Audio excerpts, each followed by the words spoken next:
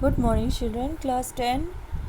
हम पार्ट साहित्य सागर से ही देखेंगे। हम साहित्य सागर का पार्ट 7 में मैंने आपको कुछ एक्स्ट्रा क्वेश्चंस दिए थे। मुझे ऐसा लग रहा कि मैंने एक पैराग्राफ तो बताया था शायद, लेकिन आपको उसके प्रश्न नहीं बताए थे। तो मैं इस समय कुछ प्रश्न जो हैं उनके उत्तरों का ज़रूर समाधान करना चाहती हूँ। मैं उसके बारे में आपसे चर्चा करना चाहती हूँ। तो उसके बारे में थोड़ी हम चर्चा कर लेते हैं। तो इसमें एक पैराग्राफ था जो गद्यांश हमने लिया था, वो लिया था पेज नंबर 42 पर, जहाँ पाठ शुरू हुआ है। उसी में ही 5वीं लाइन है। उसके हाथों में था कागज़ों का बंडल, जिसे संदूक में रखने से पहले वो खोलना चाहता था। पढ़ने की इच्छा थी, फिर भी न जाने क्यों हिचक रहा था और अपने को मना कर रहा था, जैसे किसी भयानक वस्तु से बचने के लिए कोई बालक को रोकता हो। ठीक है, इस पे प्रश्न था। इस पे पहला प्रश्न है कि किसके हाथों में क्या था, यह किसने भेजा था, स्पष्ट कीजिए। तो राम निहाल के हाथों में एक कागज़ का बंडल था। ये कागज़ के बंडल वास्तव में मनोरमा द्वारा लिखे गए पत्र थे। मनोरमा राम निहाल को अपना हितैषी समझती थी। ये हमने कर दिया। दूसरा प्रश्न इसमें है कि मनोरमा कौन थी, राम निहाल को वह कहाँ मिली थी, विस्तार से समझाकर लिखिए। तो ये है कि मनोरमा पटना निवासी मोहन बाबू की पत्नी थी। वे ब्रजकिशोर के संबंधी थे तथा उनके यहाँ आए थे। राम निहाल ब्रजकिशोर के यहाँ काम करता था। कामकाज से छुट्टी पाकर कार्तिक पूर्णिमा की संध्या की शोभा देखने के लिए गंगा किनारे दशामेघ घाट जाने के लिए तैयार था। उसी समय ब्रजकिशोर ने राम निहाल से मोहन बाबू और उनकी पत्नी को भी साथ ले जाने के लिए कहा, क्योंकि ब्रजकिशोर के पास समय नहीं था। इस प्रकार राम निहाल की मुलाकात मोहन बाबू और मनोरमा से हुई। ठीक है, उसके बाद में एक प्रश्न है कि मनोरमा ने राम निहाल को वे पत्र किस लिए लिखे थे। पढ़ने की इच्छा होने पर भी राम निहाल बंडल को क्यों नहीं खोल पाया। तो मनोरमा का उत्तर उसका है कि मनोरमा का अपने पति मोहन बाबू से वैचारिक मतभेद था, इसलिए वह परेशान रहती थी। वह जानती थी कि ब्रजकिशोर उसके पति को अदालत में पागल घोषित करवाने का षड्यंत्र रच रहा है, ताकि उसका एकमात्र निकट संबंधी होने के कारण मोहन बाबू की संपत्ति का प्रबंधक बन जाए। मनोरमा चाहती थी कि राम निहाल इस संकट में उसकी सहायता करे और ब्रजकिशोर के चालाकियों का पर्दाफाश करने में ब्रजकिशोर की चालाकियाँ का पर्दाफाश करने में उसकी सहायता करे, मदद करे।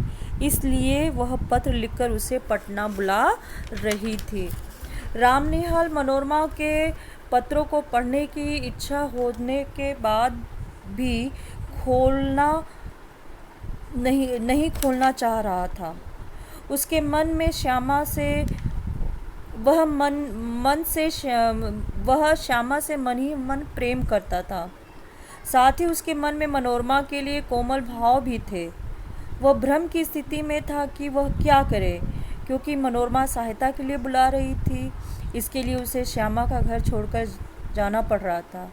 राम निहाल का मन दुविधा की स्थिति में था, जिसके कारण उसका मन दुखी था और वह चाहकर भी उन पत्रों को खोल नहीं पा रहा था।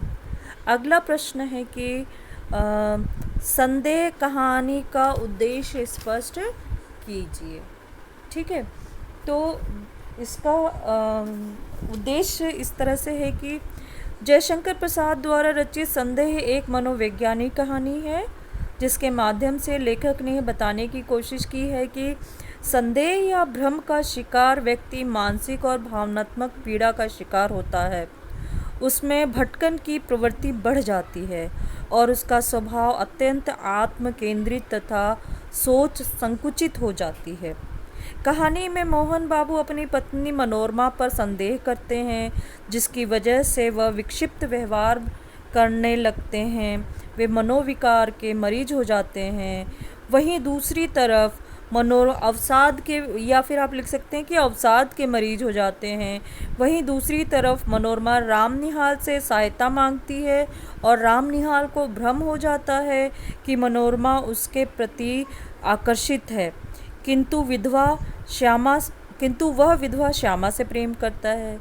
राम निहाल की यह असमंजस की स्थिति उसे मानसिक पीड़ा पहुंचाती है। अतः व्यक्ति को अपने विवेक का प्रयोग कर हर तरह के संदेह से उबरने की कोशिश करनी चाहिए। ठीक है, तो ये तो हो गया। ये एक प्रश्न और है, आता है अक्सर करके, तो मैं उस प्रश्न का आपको समाधान करना चाहती हूँ। प्रश्न है कि संदेह कहानी के आधार पर शीर्षक की सार्थकता स्पष्ट कीजिए। ठीक है, शीर्षक की सार्थकता आती है कि शीर्षक की जो सार्थकता है उसको स्पष्ट कीजिए।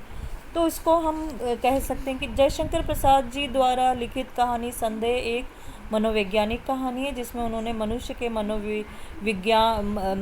के मनोविज्ञान को कहानी में चित्रित किया है। एक तरफ श्यामा को प्रेम के संदेह में राम निहाल अपने जीवन को सकारात्मक रूप देता है, तो दूसरी तरफ मोहन बाबू अपनी पत्नी मनोरमा के चरित्र पर संदेह करके अपने पारिवारिक जीवन को नरक बना लेता है। राम निहाल इस संदेह को अपने मन में जगह देता है कि मनोरमा उससे प्रेम करती है, और श्यामा को संदेह है कि मनोरमा उससे सिर्फ मित्रवत सहायता चाहती है, वह राम निहाल से प्रेम नहीं करती है। इस कहानी में मनोरमा और मोहन बाबू के बीच संदेह के कारण कहल है। राम निहाल ने अपने मन में संदेह पाल रखा है कि मनोरमा को उससे प्रेम है। सभी पात्र कहानी में संदेह के कारण ही परेशान और दुखी हैं। अतः कहानी आरंभ से अंत तक संदेह के दायरे में ही घूमती रहती है और अपने शीर्षक की सार्थकता को सिद्ध करती है। ठीक है, ये तो हो गया है कि शीर्षक की सार्थकता को स्पष्ट कीजिए। एक और है इसमें कहानी में, मैं आपको कहानी का संदेश, एक तो मैंने ये वाला आपको बताया था कि इसमें कहानी का जो संदेश था कि जयशंकर प्रसाद द्वारा, उसमें एक और संदेश मैं संक्षिप्त रूप में आपको फिर से बताती हूँ कि कहानीकार जयशंकर प्रसाद द्वारा रचित संदेह कहानी के द्वारा उन्होंने स्पष्ट किया है कि विभिन्न परिस्थितियों में मनुष्य के मन में विभिन्न प्रकार के संदेह जन्म ले लेते हैं। मन में पल रहे शक और संदेह अक्सर जीवन की वास्तविकता से परे होते हैं। मन में पल रहे शक और संदेह के कारण मनुष्य का व्यवहार असंतुलित होने लगता है। अतः हमें किसी प्रकार के संदेह को अपने मन में जगह नहीं देनी चाहिए, बल्कि इसका समाधान तुरंत करना चाहिए। संदेह से उत्पन्न होने वाले परिणाम घातक होते हैं, जो जीवन में संकट पैदा करते हैं। ठीक है, तो ये तो मैंने आप लोगों को इसके एक जो मैंने आपको अलग अतिरिक्त प्रश्न दिया था उसमें से एक है। इसके अलावा और भी अतिरिक्त प्रश्न मैंने आपको दिया था, उसको भी आपने करना चाहिए। एक तो मैं आपको इसमें ये बता दूं कि पेज नंबर